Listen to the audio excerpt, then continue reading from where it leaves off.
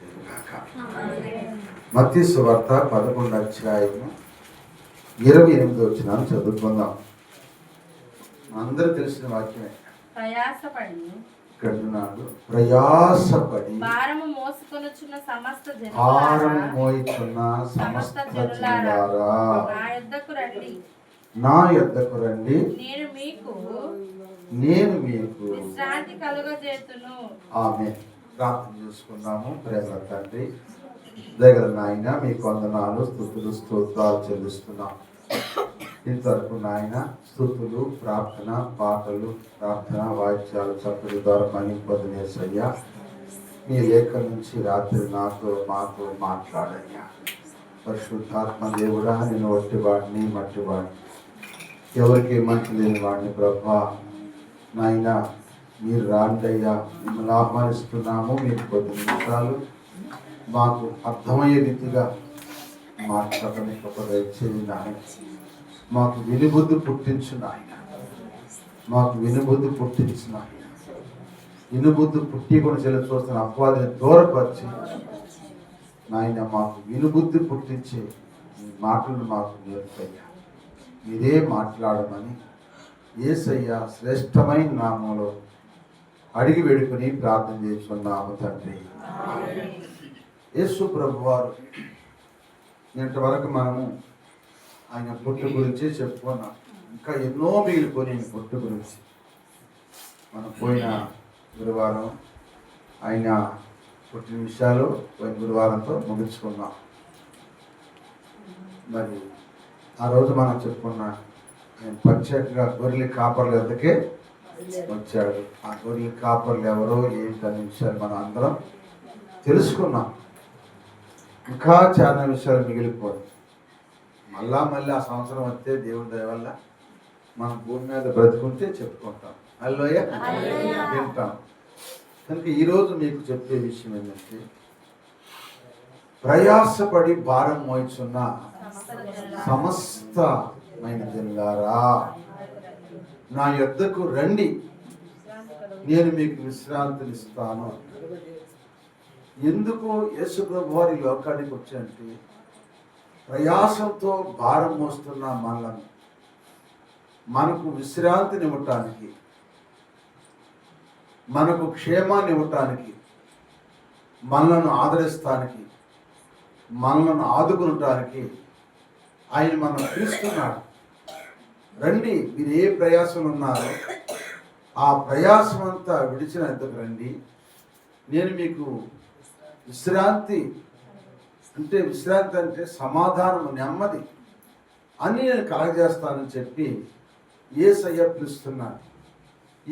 ఈనాడు మానవుడు ఎన్నో విధాలుగా ప్రయాసపడుతున్నాడు, కానీ దేవుని పిలుపు మాత్రం లోబడతలేదు. దేవుని పిలుపుకి ఎవరైతే లోబడి ఆ ప్రయాసం మానే ఆయన దగ్గరికి వస్తే, ఆయన తప్పక నీ భారాన్ని, నీ బాధ్యతను ఆయన తీసుకుని నీకు సమాధానము, నీకు నెమ్మది దేవుడు కలగజేయును గాక. కానీ మనం ఆయన మీద పెట్టంగా, వినటానికి వస్తాం కానీ చేయటానికి మనము రాము. వింటున్నాం కానీ దాని ప్రకారం చేసేవాళ్ళు కావాలి. వింటున్నాం మంచిదే, కానీ విన్న దాని ప్రకారం ఏం చెప్పండి మనం చెయ్యాలి. ఒక ఆయన సర్కస్ ఆయన ఆదరికి ఇద్దరు కొండకి తాడు కట్టి తీగ కట్టి ఆ తీగ మీద ఇద్దరు నుంచి అతనికి నడుస్తున్నాడంట. అందరూ చూస్తున్నారంట. ఒక రోజుని ఆయనడంట, ఆయన మీరు నేను ఈ దగ్గర చదువుకి వెళ్తున్నాను నమ్ముతున్నారా? నమ్మేమయ్యా. ఎన్నిసార్లు తిరిగాను? 3 సార్లు తిరిగాను. ఇప్పుడు నన్ను నమ్మారు కదా, మీ లెవెల్ రండి, నా భుజం మీద ఎక్కించుకుని నేను ఆ దగ్గర తీసుకెళ్తాను అన్నాడు. ఒక్కడు రాలేదు. ఎందుకని? చూశారు, ఎంత విన్నారు. ఈ దగ్గర చదువుకి వెళ్తాం, ఆ దగ్గర తిరగడం, 3 సార్లు తిరగడం చూశారు, నమ్మారు. నమ్మిన వాళ్ళని భుజం మీదకి రండి అయ్యని ఎక్కించుకుని మిమ్మల్ని ఆ దగ్గర తీసుకెళ్తానంటే ఒక్కళ్ళు రావడానికి ధైర్యం తాగాలి. అంతలో ఒక పిల్లవాడు వచ్చి నేను వస్తాను చెప్పి ఆ పండు ఎక్కి భుజాల మీద కూర్చున్నాడు. ఆ పిల్లని నా దగ్గర తీసుకెళ్ళి మళ్ళీ ఆ దగ్గర తీసుకొచ్చి దించిన తర్వాత ఆ పిల్లని అడుగుతానంట, ఎవరు నీకు ఎంత ధైర్యం ఏడదురా, నీకెంత ధైర్యం వచ్చింది, నువ్వు ఏంటి అట్టెక్కి వెళ్ళిపోయావు, నీకేం భయం లేదంటేను నాకెందుకు భయం, ఆయన నా తండ్రి. ఎవరైనా ఆయన నా తండ్రి. నా తండ్రి నన్ను పడతాడా? నా కొరకు ప్రాణాలను పెడతాడు, కానీ నా కొరకు ఆయన నన్ను పడేయడు అని చెప్పాడు. అట్లాగే యేసయ్య మన తండ్రి, కానీ భారం నా మీద తీసుకురామంటున్నాడు. బరువు బాధ్యత నా మీద తీసుకురామంటే ఆయన మీద ఎట్లా మనం బరువు భారాలన్నీ మనమే మోసుకుంటున్నాం.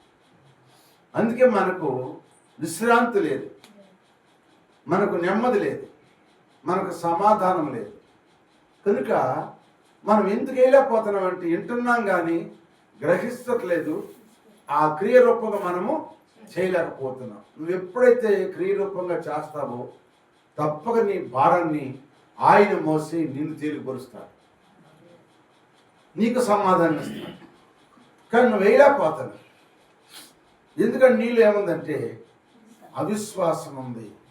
ఇది అయ్యిద్ది అంటావా, ఇది అవద్దు అంటావా అని అపనమ్మకం, అవిశ్వాసంతో అల్పవిశ్వాసం జీవిస్తున్నాం కనుక మనం వస్తున్నాం కానీ మనలో నిజమైన విశ్వాసం మనకి లేదు. అందుకే మనము ఆయన మీద వేయలేకపోతున్నాం. ఆయన పిలుస్తున్నాడు, ప్రయాసపడి భారం వచ్చున్న సమస్తమైన జనులారా, అంటే ఒకళ్ళం కాదు అందరిని పిలుస్తున్నాడు. నేను మీ అందరికి ఇస్తాను రండి అని చెబితే ఎవరు కూడా దగ్గరికి రాలేదు. ఈ భారాలను, చాలా భారాలని నేను 3 భారాలు, ముఖ్యమైన 3 భారాలు మీకు చెబుతాను, అందరూ తెలిసిన విషయం.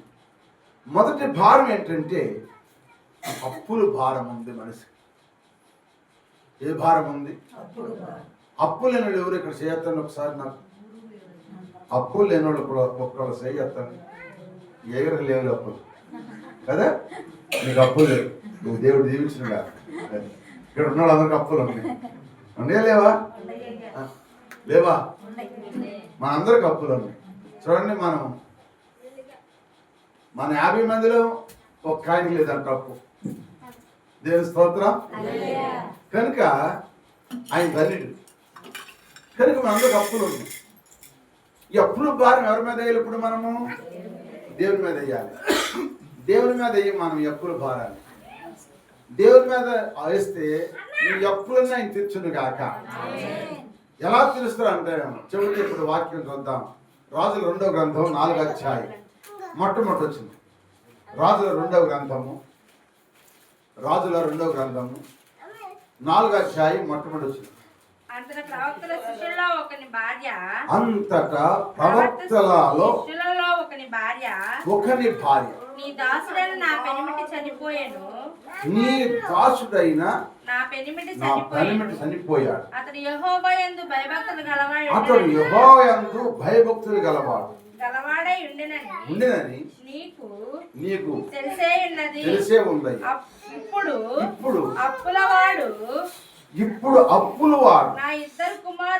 నా ఇద్దరు కుమారులు తనకు దాసులుగా ఉండుటకు వారిని పట్టుకొని పోవుటకు వచ్చి ఉన్నాడని ఎలీషాకు మొరపెట్టగా, ఆ ఎలీషా ప్రవక్తకు మొరపెట్టగా, ఎలీషా నా వల్ల నీకేమి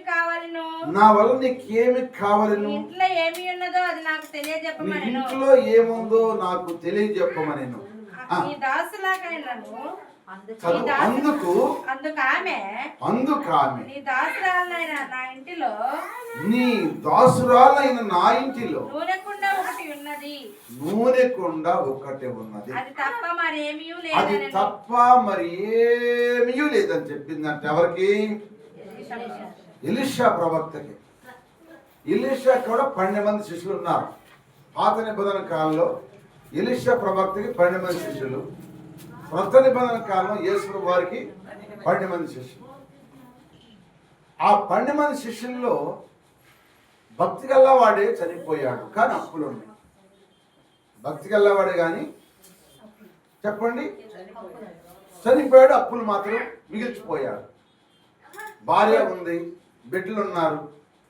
వాళ్ళకి ఏం మిగిల్చలేదంటే ఒక ఆస్తి కానీ లేకపోతే ఒక ధనము, ఎండి, బంగారం ఏది మిగిల్చలా. ఏం మిగిల్చాడంటే అప్పులు మిగిల్చి వెళ్ళిపోయాడు. ఇప్పుడు ఆమె ఏడకెళ్ళాల్సి వచ్చింది?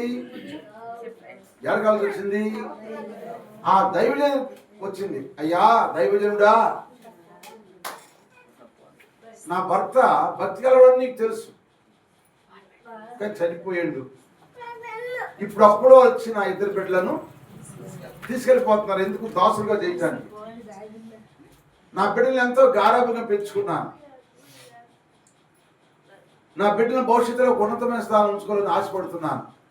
కానీ ఇప్పుడు అప్పుల వారు వచ్చి నా ఇంట్లో ఏమి లేదని, ఆ ఇల్లు తప్ప ఇంకేం లేదని ఆ పిల్లల్ని తీసుకెళ్ళి అప్పు దాసులుగా ఉంచుకుని వాళ్ళ చేత పని చేయించుకోవాలని వచ్చారాయని మొరపెట్టింది.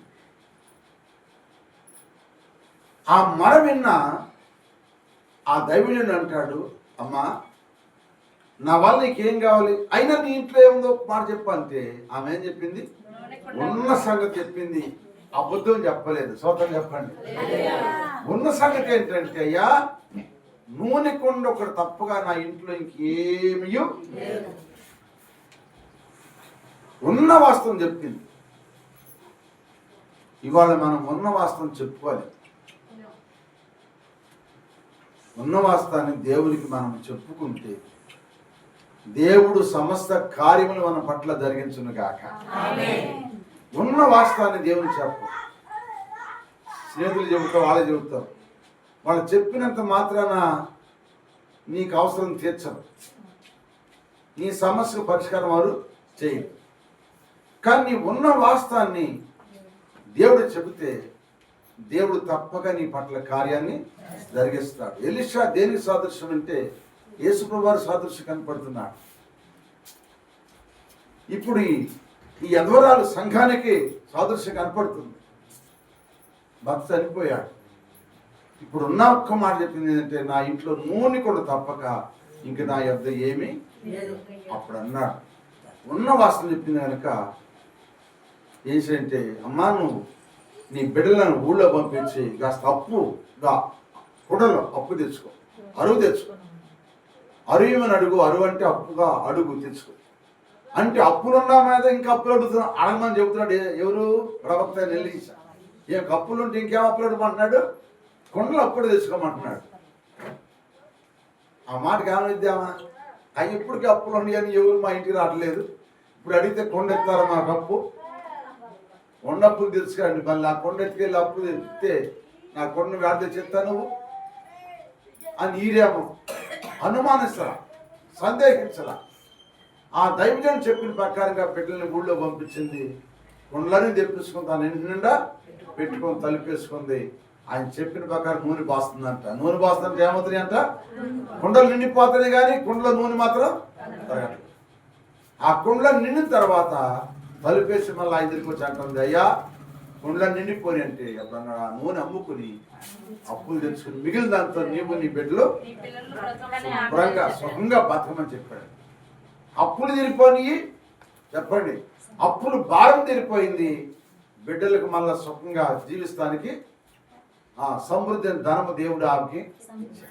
అంటే అప్పుల భారము ఈనాడు మనిషిని కృంగదీస్తుంది. ఈనాడు అప్పుల భారముతో మందిరానికి రాడు. ఎందుకంటే అప్పుల భారం ఎక్కువైపోయింది కదా. అప్పుల భారాన మందిరానికి రాకుండా పనికి వెళ్తున్నారు చాలా మంది. అమ్మా ఎందుకు పనికి వెళ్ళామంటే అంటారు, అప్పులు ఉండేవి.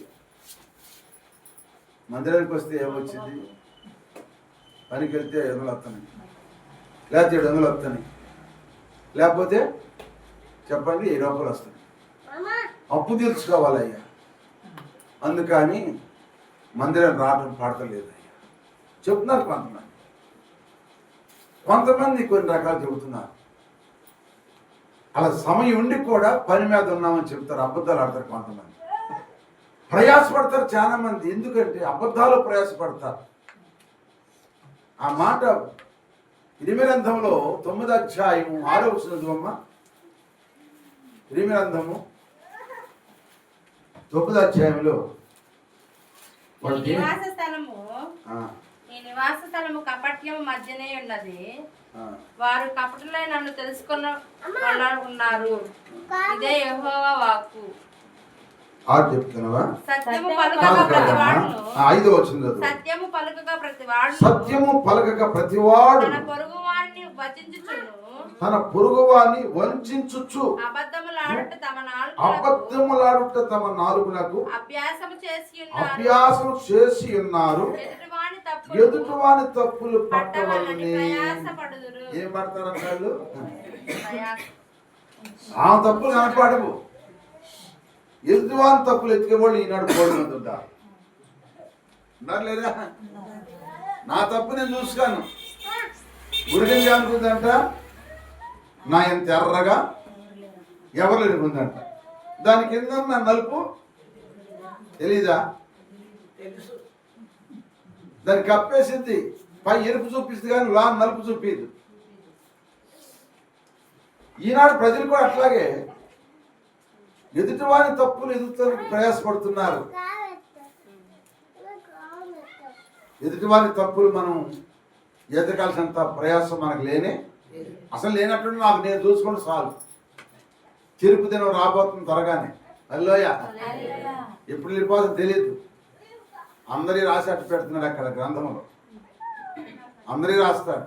నువ్వు కూర్చోటం, నుంచోటం, లేచుట, నీ మాటలు, నీ పనులు, నీ క్రియలన్నీ కూడా ఆయన రీల్లాగా, సినిమా రీల్లాగా తయారు చేసి అక్కడ పెట్టి నీకు రోజున అంతా చూపిస్తాడు. నీకే నాకే అందరూ చూపిస్తాడు. ఈనాడు అప్పుల భారానికి అబద్ధాలు బోడి మంది ఉంటారు. నువ్వు అప్పులున్నా సరే దేవుని దగ్గరికి వస్తే దేవుడు తెలియదు నీకు అప్పున్న సంగతి. అప్పులు కూడా అంట చేసే అప్పులు ఉన్నాయి, చేరిన అప్పులు ఉన్నాయి. ఏమండి? ఇప్పుడు ఒక మాట మనకు అర్థమే జరిగింది, అందరికి తెలుసు అనుకో. ఇప్పుడు రేపు పండుగ వస్తుంది, పక్కింటామా 10,000 రూపాయలు పెట్టి చీర కొనుక్కుంది అనుకో. ఆమె ఉంది కాబట్టి కొనుక్కుంది. పక్కింటామా ఆమె పక్కన ఒక ఆమె ఉంది పేదరాలు. ఏం చేయాలి ఇప్పుడు? తనకు ఉన్నదాన్నే కట్టుకోవాలి. ఎవరైనా అంటారా? చెప్పండి, ఎవరైనా అంటారా? ఆమె 10,000 రూపాయలు కూర చీర కొనగానే నేను కూడా కొనాలి. నేను కూడా కొనాలి. ఇక ముగ్గుడి మీద తగాదా, వేసుకాటం కొనాలి. ఇప్పుడు ఏ వారం మూడు దగ్గరికి వెళ్ళాలి, అన్నట్టు తెచ్చుకోవాలి. అప్పు చేసి ఆ చీర కొనుక్కోవాలి. ఇప్పుడు అప్పు తెరవాలిగా. 10,000 రూపాయలు అప్పు తీరుతాను బాకీ. పాస్టర్ గారు పార్టీ చేయమంటే పాస్టర్ గారు పార్టీ దేవుడు ఏమంటాడు? రే నువ్వు నోరు మూసుకొని అంటాడు నన్ను. రే నీకెందుకు నువ్వు చేయమంటావు?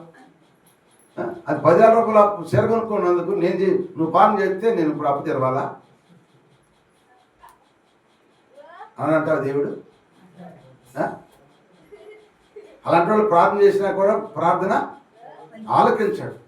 నీ ఆపదలకు ఖర్చు పెడితే, నీ సమస్య కోసం ఖర్చు పెడితే, ఒక ఇల్లు కట్టుకోవడానికో, ఒక పెళ్లి చేసుకోవడానికో, ఒక ఫంక్షన్కో, దేవునికి దగ్గర నువ్వు చేసిన దానికి ప్రార్థన చేయి. దేవుడు అంటాడు నీ అప్పు తీరుస్తాడు. హల్లెలూయా. అంతేగాని పనులన్నీ కోసం తొడకోసం నీ మెడకోసం చెప్పి ఆల్గండి ఇంకా బాగా కనపడాలని చెప్పి మిగతా మెసుకులు లేకపోయినా మీసాల సంపద ఉన్నట్టుగా. ఏమండి? ఒకళ్ళు ఎచ్చుపోతుంటారండి. అలా ఎచ్చుపోయి నువ్వు తెచ్చిన అప్పులు కోసం ప్రభువాను అప్పు తెచ్చమని పాస్టర్ చెప్పినా, పాస్టర్ చెప్పినా, నువ్వు సంఘర్షలు చెప్పినా నీ అప్పులు దేవుడు తేవనే తెలుసు. అవసరం చేసిన అప్పులు మాత్రం దేవుడు తప్పక తీర్చును గాక. హల్లెలూయా. అవసరం చేసిన అప్పులు తప్పకుండా దేవుడు తీరుస్తాడు. మనం తృప్తిపడు లేని దానికోసం మనం ఎగిరి పడకూడదు, ఆశించకూడదు. ఉన్నదాన్ని తృప్తిపడు. మనం కట్టుకోకపోతే మామూలు చీర కట్టుకుంటే కాదంటాడా? మామూలు బట్టలు కట్టుకుంటే దేవుడు కాదంటాడు. మన స్థితిని బట్టి మనం నడుచుకోవాలి. అందుకే భక్తులు పాడాడు, నేనున్న స్థితిలోనే సంతృప్తిని కలిగించు, ఏమున్నా లేకున్నా నీ కొరకే బ్రతికించు. నేనున్న స్థితిలోనే సంతృప్తిని కలిగించు, ఏమున్నా లేకున్నా నీ కొరకే బ్రతికించు.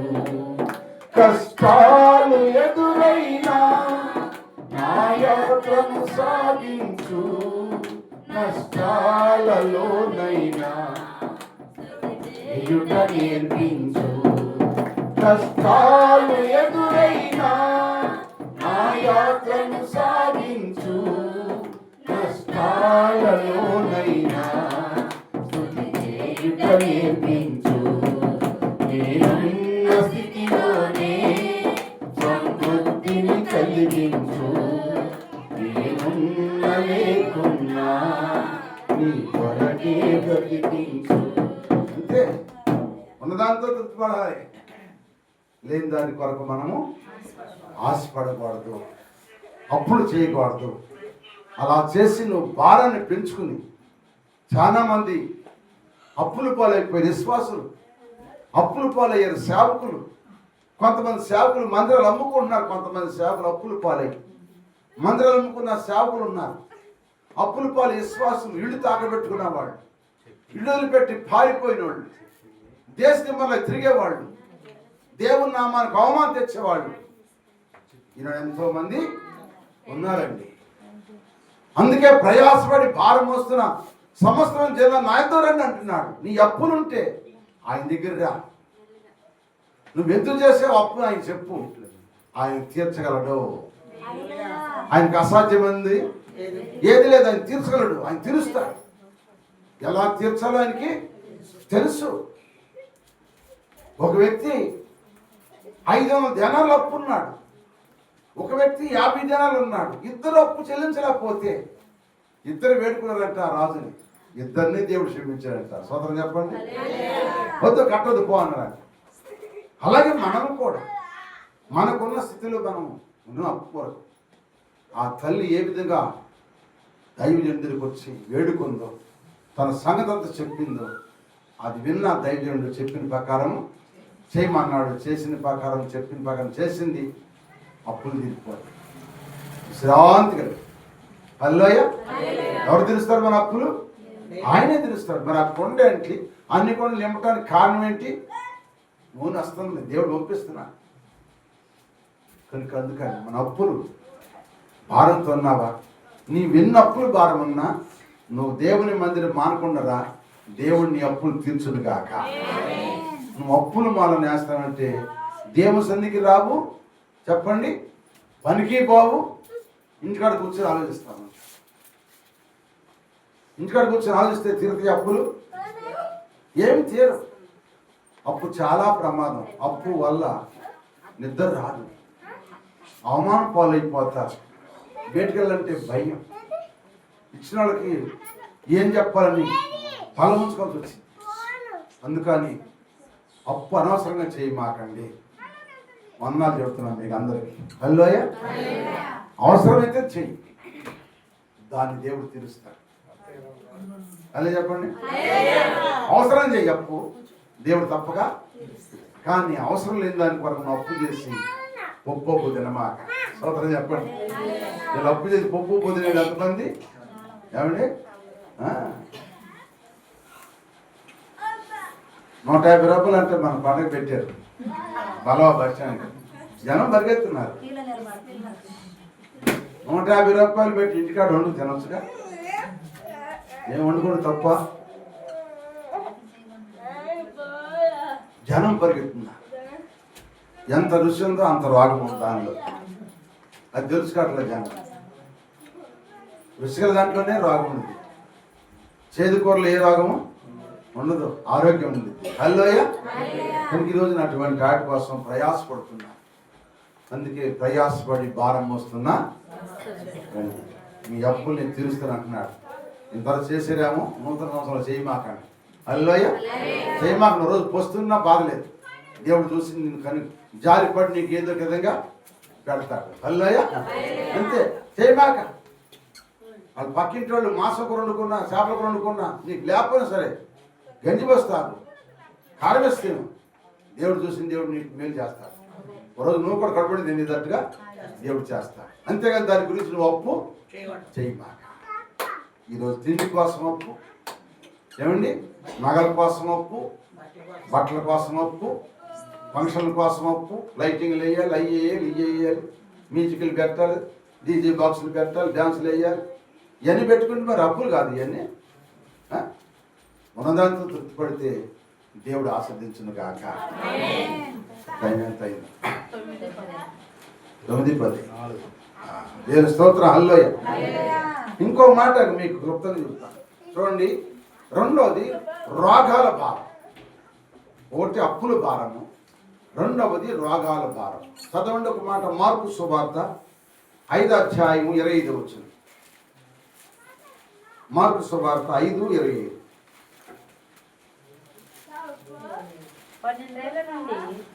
12 ఏళ్ల నుండి రక్తస్రావం కలిగిన రోగి, రోగం కలిగిన ఒక స్త్రీ ఉండేది. ఆమె అనేకమైన వైద్యుల చేత ఎన్నో తిప్పలు పడి తన కలిగినంత ఏం చేసుకున్నంత వ్యయం చేసుకుని ఎంత మాత్రం ప్రయోజనం లేక మరింత సంకటపడేది. ఎవరు కూర్చుంది? వాస్తవం పాపబడ్డ ఒక ఆమెకి తెలియదు, ఏసై గురించి ఆమె తెలవదు.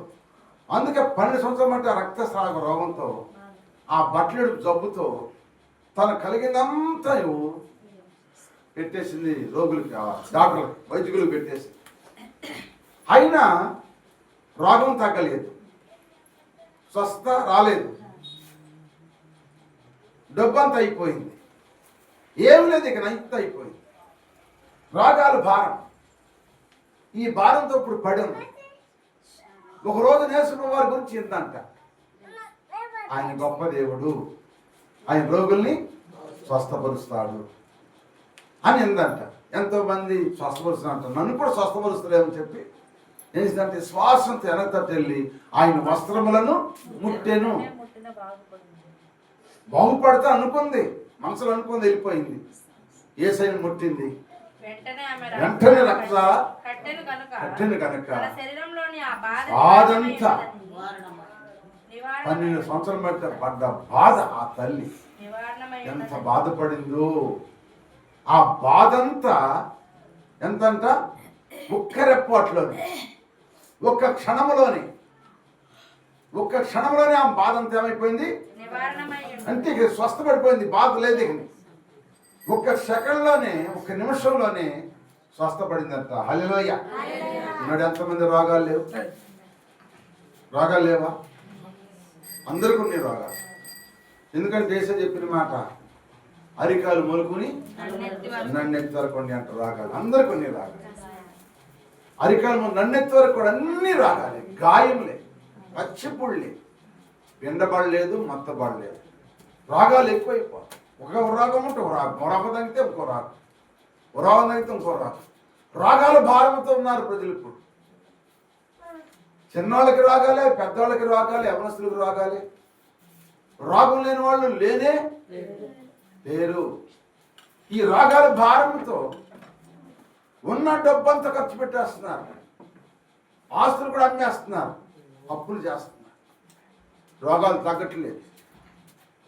రోగం తగ్గాలంటే దేవుని వాక్యం చదివిస్తుంది. అతను ఎవరంటే యేసయ్య రోగులకు వైద్యుడు అని ఆయన పేరు. ఏమని చెప్పండి? నేను అసలు వచ్చిందే రోగుల కొరకు వచ్చాను, నేను వచ్చిందే పాపల కొరకే వచ్చాను చెప్పాడు. ఎవరికి? శాస్త్రులు, పరిశీలందరికీ కూడా. రోగుల కొరకు వచ్చా కానీ ఆరోగ్యుల కొరకు నేను రాలేదు, పాపల కొరకు వచ్చాను కానీ నీతిమంతుల కొరకు నేను రాలేదని చెప్పాడు. ఈ రోగాల భారం ఆయన మీద వేయట్లే మనం. ఈ రోగ భారం ఆయన మీద అయ్యి తప్పక నీ భారం దేవుడు చెప్పాలి. తగ్గిడా? ఇప్పుడు టైఫాయిడ్ జ్వరం వచ్చింది, డాక్టర్ గారు ఏమంటాడు? అమ్మాయి 3 నెలల దాకా చికెన్ తినమాక అన్నాడు. ఏం చేయాలి మనము? ఆ 3 నెలల దాకా చికెన్ తినలేదనుకో, ఇక ఆ రోగం రానే రాదు. ఒకవేళ వచ్చినా యేసయ్యా మళ్ళీ వచ్చిందని అడుగు, దేవుడు తగ్గిస్తాడు. నువ్వేస్తా రోగం తగ్గిన నెల కూడా ఉండవు, నెల కూడా పత్యం చేయవు, తిన్నా మళ్ళీ జ్వరం వచ్చేస్తుంది. ఇప్పుడు రోగం తగ్గిమంటే దేవుడు ఏమంటాడు చెప్పండి? రోగం తగ్గిమంటే ఏమంటాడు? నీ నోరు కాసుకోలేదు కదా, బుద్ధి లేనుడా. నువ్వు నోరు కాసుకున్నాడితే రోగం వచ్చేది కాదు. నువ్వు నోరు కాసుకోదాక రోగం వచ్చింది ఆయన అంటాడు. రోగాన్ని తగ్గ విరుగుడు ఉంది మన దగ్గర. మనం కూడా జాగ్రత్తగా వాడుకోవాలి ఆరోగ్యం కొరకు. హల్లెలూయా. ఈ రోగాల భారం అందరికీ ఉంది. ఈ భారం ఎవరి మీద అంటే దేవుడి మీద వేయాలి. ఇప్పుడు మన మధ్య వెంకటేశ్వర ఉంటాడు, పైకి లేదు నుంచో నుంచో. ఆయనకి 87 ఉంటాయి, 85 ఉంటాయి, 80 ఉంటాయా? పైకి లేదు నుంచో, ఒకసారి నుంచో. ఈ సంవత్సరం ఆయన పట్ల ఏం చేశాడంటే ఆ 2 కాళ్ళు పడిపోని ఏగులాడుతున్నాడు. కోడళ్ళు ఏడ్చేది పాపం. కోడలు ఏడ్చింది, కుమారి ఇంట్లో సాక్షి చెబుతా. మేమందరం ఆనవాళ్ళని, మా మామయ్య పడిపోయాడు, ఆయన మేము ఎలా చూడగలుగుతాం, మగోళ్ళు లేరు, మేము ఎలా చూడగలుగుతామని ఏడ్చింది పాపం. ఆ ముసలాయిని డాక్టర్ కూడా పెద్ద వయసు అయిపోయింది కదా, వెళ్ళిపోమన్నారు. ఆయనకున్న మాటను బట్టి మేము ఒక మాట చెప్పాం, అయ్యా నువ్వు ఏసై నమ్ముకో, ప్రార్థన చేసి నూనె ఎత్తా, ఆ నూనె రాసుకో, ఆ నూనె రాసుకో, దేవుడు నేను లేపుతాడన్న. 2 నెలలకే దేవుడు అద్భుతమైన కార్యం జరిగించాడు. స్వతం చెప్పు, అద్భుత కార్యం జరిగించి ఇప్పుడు నడుస్తున్నాడు. తన పని ఆయన, అటువరకు ఆయన పని ఇంకోటి చేసి వచ్చింది, ఇప్పుడు ఆయనే చేసుకుంటున్నాడు. ఆయన మీద ఈ భారం, నువ్వు ఆయన మీద నీ రోగ భారం వేస్తే తప్పక దేవుడు స్వస్థపరచును గాక. స్వస్థపరచాడు లేదా? మన ఎదుట సాక్ష్యం అన్నమాట. ఈ సంవత్సరంలో ఆయనతో ఒక సాక్ష్యం, సుందరరావు గారిది ఓ సాక్ష్యం, తర్వాత ఏరే గారిది ఒక సాక్ష్యం, వెంకటస్వామి గారిది ఓ సాక్ష్యం, పోంచంద్ర గారిది సాక్ష్యం. సాక్ష్యాలు ఈ సంవత్సరంలో దేవుడు ఎంతో మందిని బాగు చేశాడు. హల్లెలూయా. ఆయనకు అసాధ్యం ఉంది. నీ రోగ భారం అని చెప్పు, కూర్చోయ్యా, దేవుడు నేను దీవించను గాక. 37 బాప్తిజం తీసుకుంటావా? 37 బాప్తిజం తీసుకో. స్తోత్రం. హల్లెలూయా. బాప్తిజం పొందితే ఇక అంతే, పరలోకి వెళ్ళిపోతాను. హల్లెలూయా. కానీ రోగాల భారం దేవుడు తగ్గించను గాక. ఆయన చూసేదండి. అందుకే అప్పుల భారం ఉన్నా, రోగాల భారం ఉన్నా ఆయన మీదే తప్పని నిన్ను ఆదుకుంటాడు. ఆ మాట చెప్తాడు. ఇప్పుడు చూడండి ఏం చెబుతున్నాడు చూద్దాం. కీర్తన 51వ కీర్తన, 55వ కీర్తన 22 వచ్చింది చూడండి. 3వ మాట, 55వ కీర్తన 22 వచ్చిన, 55వ కీర్తన 22. నీ భారం ఎవరి మీద మోపము? నీ భారం అంతా ఆయన మీద మోపు, ఆయనే నిన్ను. ఎంత గొప్ప మాట అండి. ఏ భారము? ఏ భారం అంటే ఇప్పుడు ఆ భారం కూడా చెబుతాడు చూడండి. సామెతలు 16వ అధ్యాయము 3వ వచనం. ఏ భారము ఇప్పుడు చూద్దాం. సామెతల గ్రంథము 16వ అధ్యాయం 3వ వచనం. ఇది నీ భారం యెహోవా మీద మోపము, ఆయన ఆదుకుంటాడని కీర్తన చెప్పాడు కదా. ఇప్పుడు సామెతలు ఏమంటారంటే ఏ భారం అంటది? నీ పనుల భారము ఎవరి మీద ఉంచాలి? నీ పనుల భారం అంతా దేవుని మీద ఉంచుము, అప్పుడు నీ ఉద్దేశం కూడా సఫలపరచును గాక. అందరూ స్తోత్రం చెబుదాం. హల్లెలూయా, హల్లెలూయా, హల్లెలూయా. నీ పనులు భారం అంతా వాళ్ళ మీద అది నువ్వు వేస్తావా? వేస్తున్నావా? మన పనుల భారం ఆయన మీద వేయం. ఆయన మీద నీ పనుల భారం వేస్తే ఆయన నిన్ను ఆదుకొను గాక. నీ పని అని తెలియదా?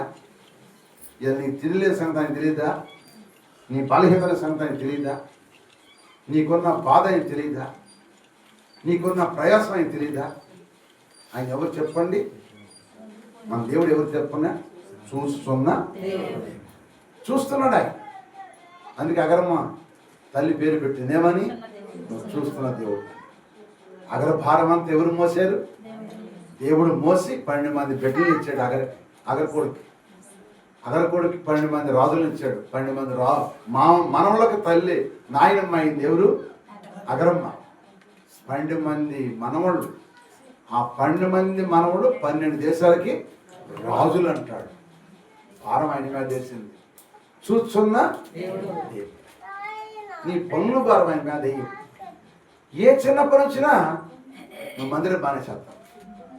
మందిరం మానేసేస్తావు. నువ్వు మందిరం మాననా, నువ్వు ఖచ్చితంగా మనకి 54 వారాలు కదా సంవత్సరానికి. ఎన్ని వారాలు? 52 54 కదా లెక్కేసుకొని క్యాలెండర్ ఉంటుంది. 54 వారాలు. ఈ 54 వారాలు నువ్వు కంటిన్యూగా నీ పనులు భారము, నీ రోగాల భారము, నీ అప్పుల భారము యేసయ్య తీర్చునుగాక. నీకు ఏది కావాలి దేవుడు నీకు అనుగ్రహించునుగాక. బడికి వెళ్ళే పిల్లలు వాళ్ళు చదవటం కాదు కావాల్సింది, ఆబ్సెంట్ లేకుండా సంవత్సరం అంతా వెళ్ళాలి. మనం ఆబ్సెంట్ లేకుండా వెళ్ళిన పిల్లలు బ్యాచ్ చేస్తారా? ఈ బిడ్డ ఆబ్సెంట్ లేకుండా సంవత్సరం అంతా కూడా స్కూల్కి వచ్చింది లేదా కాలేజీకి వచ్చింది. వాళ్ళే మెచ్చుకుంటున్నారు. మనుషులే బ్యాచ్ చేస్తుంటే నువ్వు 54 వారాలు నువ్వు కన్నీగా దేవుని సన్నిధిలో నడువు. నీకు ఏ భారం ఉందో ఈ సంవత్సరం తీర్మానం చేసుకో. వచ్చే సంవత్సరం తీర్మానం చేసుకో. నీ తీర్మానం బట్టి దేవుడు నీ పనులు భారం, ఏ భారం ఉందో, వెళ్ళలేక బాధపడుతున్నావా, అప్పులతో బాధపడుతున్నావా, అనారోగ్యాలతో బాధపడుతున్నావా, ఇల్లు లేక బాధపడుతున్నావా, స్థలం లేక బాధపడుతున్నావా, ఏమండి సమస్యలతో బాధపడుతున్నావా, శత్రువులు నిన్ను బాధ పెడుతున్నారా, సూటిపోటి మాటలతో నిన్ను బాధ పెడుతున్నారా, ఏ భారముతో ఉన్నావు ఆ భారం అంతా ఈ మీద మోపు. నిన్ను ఆదుకును కాక. నీకు ఆయనే పద్ధతులు ఇస్తాడు. ఆయన ఆదుకునే దేవుడు. హల్లెలూయా. ఆదుకున్నందుకే ప్రయాసపడి భారం మోస్తున్నా వింటున్నాం కానీ గ్రహించి నువ్వు ఆయన దగ్గరికి వచ్చి క్రియమూలకంగా నువ్వు చేస్తే ఈ 3 విషయాలు నీ పట్ల దేవుడు కార్యం జరిగించిన. ఆమె చెప్పండి, గట్టిగా చెప్పండి మళ్ళా. ఆమె అంటే అవును కాక ఆ పని చేయండి. దేవుడు తప్పక మనందరినీ ఆశీర్వదిస్తాడు. ప్రతి శనివారం నాద పడకుండా, ప్రతి ఆదివారం నాద పడకుండా నువ్వు దేవుని దగ్గర ప్రార్థన చేయి. ఈ సంవత్సరం నాయన 2026 సంవత్సరంలో నాయన సంవత్సరం అంతా నేను శని ఆదివారాలు సంవత్సర ఆరాధన అయ్యా ఆల్నిట్టు ప్రార్థన నేను ఇటు పొగొట్టుకోకుండా నీ శని అనటానికి నాకు గొప్ప దయచేయమని నువ్వు ప్రార్థన చెయ్యి. నీ ప్రార్థన ఆలకించి దేవుడు ఆ రోజు నీకు ఎటువంటి పని వచ్చినా తొలగించను కాక. కరెక్ట్గా నువ్వు సంవత్సరం అంతా నడువు. నీ బారులన్నీ ప్రభు ఇదేం అవసరం లేదు. అదే నువ్వు ఆ పని చేస్తే చాలు. ఇంకా ఆయనకి ఏం అవసరం లేదు. నువ్వు ఆ పని చేస్తే చాలు. ఆ పని చేస్తే చాలు. నీ పట్ల అన్ని మేలు దేవుడు చేస్తాడు. ఇది వాస్తవం. ఇది వాస్తవం. నా జీవితంలో జరిగిన సాక్ష్యం మీకు చెబుతున్నా. మేము విశ్వాసం ఉన్నప్పుడు మాకు ఎన్నో అప్పులు ఉన్నాయి. అప్పుల వల్ల చనిపోదాం అనుకున్నాను నేను. ఒక సమయం అప్పుల వల్ల ఇల్లు కూడా అమ్మేద్దాం అనుకున్నాను. ప్రభువుని నమ్ముకున్న తర్వాత దైవజనులు చెప్పే వాక్యాలు విని దేవుని దగ్గర ఏడ్చేవాడిని. ప్రభువా నేను శనివారం కానీ ఆదివారం కానీ మానకుండా నీ శనిలో గడపడానికి నాకు నీ కృప దయచేయాలి. ఏడ్చేవాడిని. నా భార్య ఏడ్చేది. ఇద్దరం ఏడ్చి ప్రార్థన చేస్తున్నాం. అంతే. రోజు అప్పులందరూ కూడా ఆగిపోయేవాడు. మరాలు నువ్వు ఇలా నాటుకు రావుగా ఆదివారంగా నన్ను కూడా అక్కడో ఇలా ఆదివారంగా నువ్వు ప్రార్థనకి వెళ్తాగా సర్లే అని పిలిచాడు కాదు. చూసావా దేవుడు వాళ్ళ మనసు మార్చాడు. నేను ఎప్పుడు కూడా నాదా పెట్టలే. మేము ఇద్దరం కూడా నాదా పెట్టలే. అడుక్కు తినే పరిస్థితి వచ్చింది. అంతా అయిపోయింది అనమాట. అడుక్కు తినే పరిస్థితిలో ఉన్న దేవుడు నన్ను తీసుకొచ్చి తలగా ఉంచాడు. నేను ఇంకేం చేయాలి? ఆయన దగ్గర మానక ప్రార్థన చేసేవాళ్ళం. ఏ రోజు కూడా నాద పడలేదు. ఆదివారం కానీ శనివారం కానీ ఆల్ నైట్కి కానీ అసలు నాద పడలేదు. అందుకే దేవుడు క్రమంగా అన్ని తీర్చుకుంటూ వచ్చాడు. సోదరు చెప్పండి. నా పేరును ఇప్పుడు నోటు రాసి సంతకం చేసి ఎక్కడ అప్పులు ఇచ్చారు నేను ఇంతవరకు. నా పేరు నా పర్సు లేదు. సోదరు చెప్పండి. దేవుడు అట్లా నిలబెట్టాడు. అంతే. నేను ఎక్కడికి వెళ్ళి ఎవరిని కూడా ఇంతవరకు అప్పు పడలేదు. నాకు ఇది కావాలని కూడా అడగలేదు. ఏది అడగలేదు నేను ఎవరిని. దేవుని శైలిలో ప్రార్థన చేస్తున్నాను అంతే. నీవు కూడా, మీరందరూ కూడా నేను చెప్పేది ఎందుకంటే పరిశుద్ధాత్మ నాలో మీకు చెప్పిస్తున్నాను. ఈ మాట మీరు చాలా జాగ్రత్తగా వింటున్నారు. ఇన్న ప్రకారం చేయండి.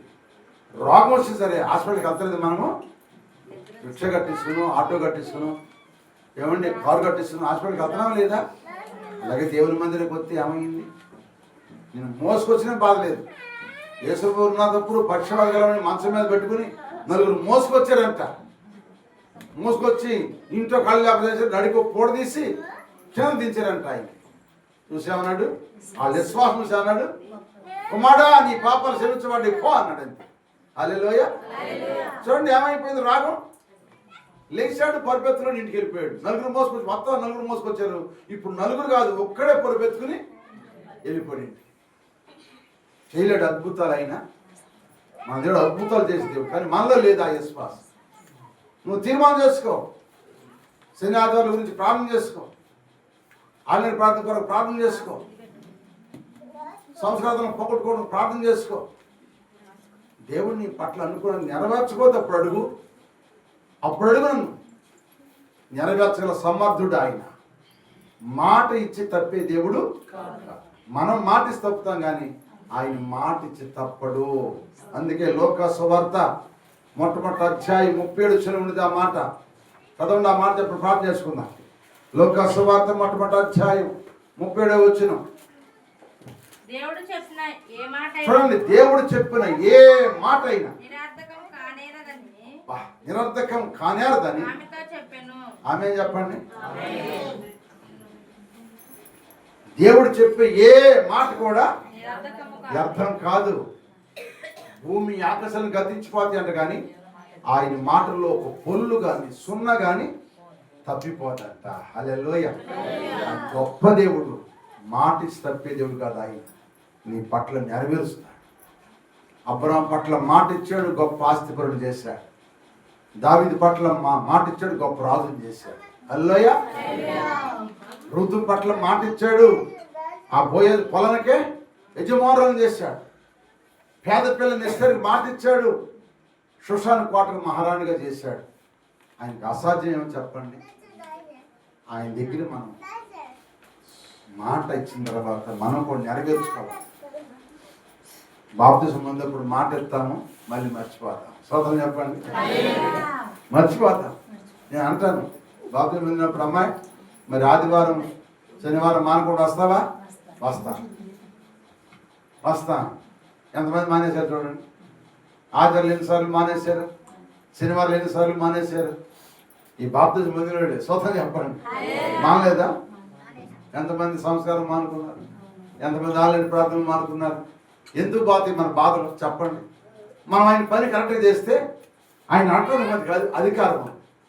ఆయన పని మనం కరెక్ట్గా చేయి కనుక మనకు అన్ని సమస్యలే. నువ్వు కరెక్ట్గా ఆయన పని చేయి, దేవుడు నీకు కరెక్ట్గా నిన్ను ఆస్వాదించును గాక. హల్లెలూయా. అలా చేద్దాం ఒకసారి సూత్రం చెప్పండి. అన్నారు కదా, మీరందరూ కూడా అలా చేయండి.